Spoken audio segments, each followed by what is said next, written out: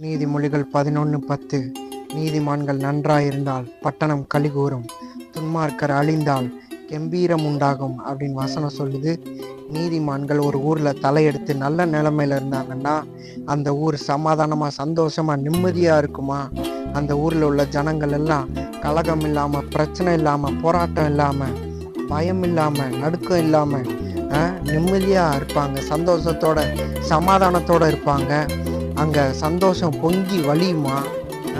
குழந்தைகள், பெண்கள் எல்லாம் தைரியமா நடமாடுவாங்க, பாதுகாப்பா உணர்வாங்களாம்.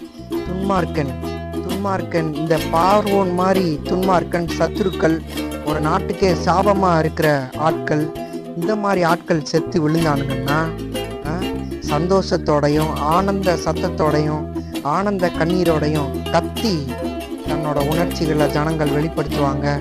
அங்க கவலையே இருக்காது அப்படின்னு வசனம் சொல்லுது. தேங்க்யூ.